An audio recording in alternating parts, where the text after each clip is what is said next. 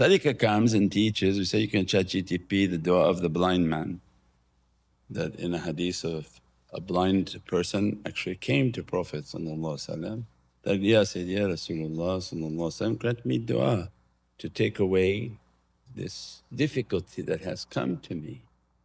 But that du'a, its haqqaiq and the actual du'a is for every difficulty coming, especially the difficulties that are entering onto this earth right now. Because you have to be in that state of mind. It's not a one-time thing you recite, but it's an understanding that there's no way to Allah without being at the threshold of Prophet. You don't reach La ilaha illallah, but you're begging to be at Muhammadan Rasulullah the Ya Sayyid Ya Nabi al-Rahmah, please intercede for me. If you take the case to Allah Izzati wa Jalali, Allah will say, it's finished, whatever Prophet has asked. But why I'm going to plead, for how long I'm going to plead? And Allah will ask me in the end that, why are you not with your Rasulullah? Why are you coming to us without your Imam? It becomes your whole way of life, your whole understanding, your whole focus. That my head at your feet, Sayyidi Ya Rasul Kareem, you see my condition. Ya Nabi al-Rahmah, that you are the messenger of rahmah and mercy that resolve my situation. And that Allah Izzati wa Jalali accept His intercession upon my soul. And how the official du'a, Shaykh, you have?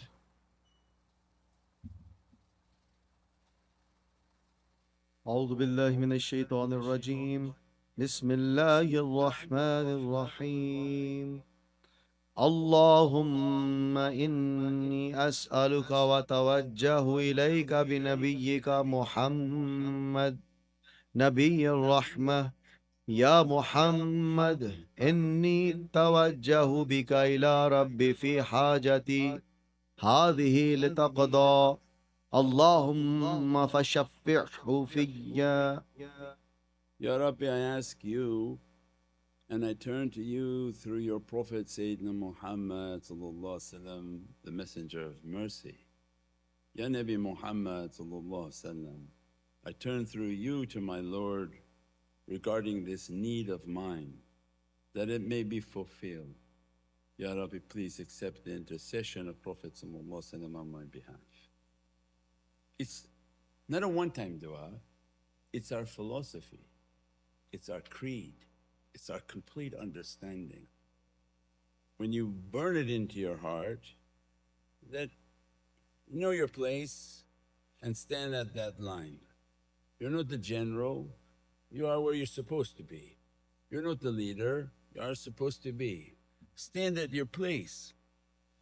Don't let shaitan ever fool you to step forward above that place. Most important place is under the threshold of Prophet and the hope that maybe one day Sayyidina Muhammad will accept us. Not that given, oh okay we can, no, you're begging. And that's why when we listen to the nasheeds and listen to all the beautiful older nasheeds, they were what? Begging. Ya Rasul Kareem, please grant me to come to your threshold, let me just to keep my head at your feet. And that's why Sultan al-Awliya, Qaddasallahu put the nalain on the turbans of the Naqshbandis. They have the holy footprint on their turban, why? Said, keep the foot of Prophet on your head and ask him, beg, Ya Sayyidi Ya Rasul Kareem, keep your foot upon my head and neck. And Shaykh Abdul Qadir Qaddasallahu Siru said, all awliya are under my feet. But when those type of awliya speak, they're speaking in a Muhammadan dress because they died long ago. When they speak on haqqaiqs, they're speaking in their Muhammadan dress, as if Prophet is addressing that time to those awliya, that all awliya are under the feet of Prophet is their greatest honor, that if he accepts them. Why? Because right there they don't move. They're at the threshold and carpet of Prophet awaiting his command, and these are the ulul amr. Ya Sayyidi Ya Rasul Kareem, waiting. What is it? The command in the presence of the most powerful sultan of all created universes. Their souls are waiting to be of service, and all angels at that threshold are waiting. All angels take their command from Prophet.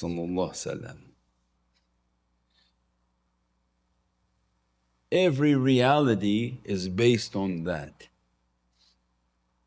Every dhikr of the angels is durood al-sharif and salawat upon Sayyidina Muhammad, because every salawat is Allahumma inni, and always praising Allah first. Means these are all the realities that are always being taught, so that people understand that it's our creed, it's our understanding that at the threshold of Prophet and that every difficulty to be resolved through the key of Sayyidina Muhammad. Impoverished, I'm at the feet of my King that open from your treasures upon my soul. I'm sick, I'm at the threshold. Ismuhu dawas wa dhikruhu shifas. And all of the angels and all of paradises know that reality. You say, what was the dhikr of Allah?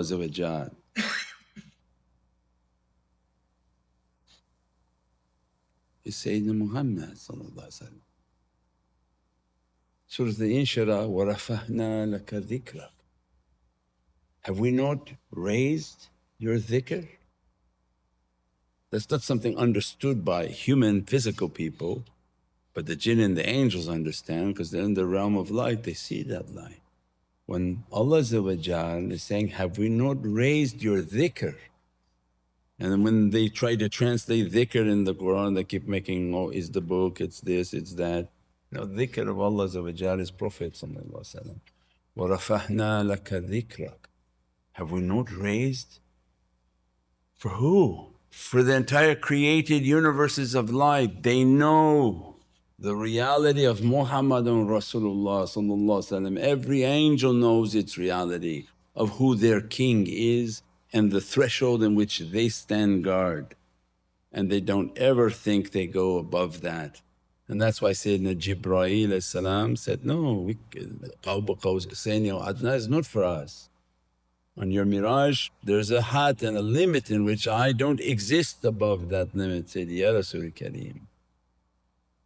Means all these realities, all this understanding, to understand that our life was service, our life was to grant these lights, called it medallions. Somebody drew a picture of an army person, it has nothing to do with army. These are just analogies. You should draw an image of a soul filled with beatific light. How to give an understanding to people that every time you do something good, a beatific light is dressed upon your soul. Those very lights communicate with the realities in paradise and attract more of those lights.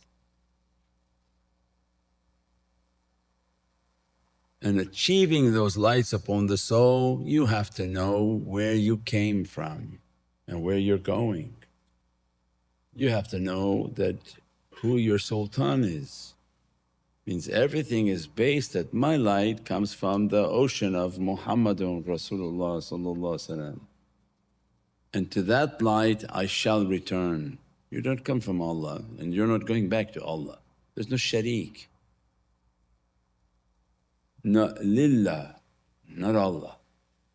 You came from a divine ocean of reality and you shall return to a divine reality, but you are definitely not one with the Creator, and you're not in the likeness of the Creator, and you're not in the proximity of the Creator. You are in the ocean of creation. When people understand where they came from, you came from an ocean of creation. That creation has a king, has a sultan, and Allah is the power of that reality, praising upon the reality of that sultan, and Allah is the power of its existence, the power of its power, everything. When we know our place, we know our understanding that, Ya Rabbi, I'm nothing, I'm in the ocean of Muhammadun Rasulullah. If Prophet will accept me at his holy threshold. Then comes every holy night, Laylatul Nisfi wa Shaban, we said that our life was of a service. What can be a greater purpose of my existence than to serve the Muhammadan kingdom and the Muhammadan light and the Muhammadan love. This is the honor of my existence, the lights and the medallions in which to achieve. How you gonna get that light? Because you went to the grocery store. How are you going to get that light? You went to Costco. Look at a common person's life all day long. What did you do? You went and played soccer? You got any medallions from that? Everything other than khidmat is a complete waste of our existence. But we do what we have to do, but that was our honor. That was our the word for it is. This was a gift from Allah that I put within your heart that love for Prophet and you eagerly seek out the way to achieve those lights and those honors for the love of Sayyidina Muhammad.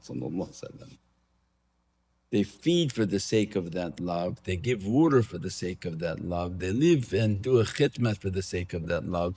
They propagate messages only if it has that love.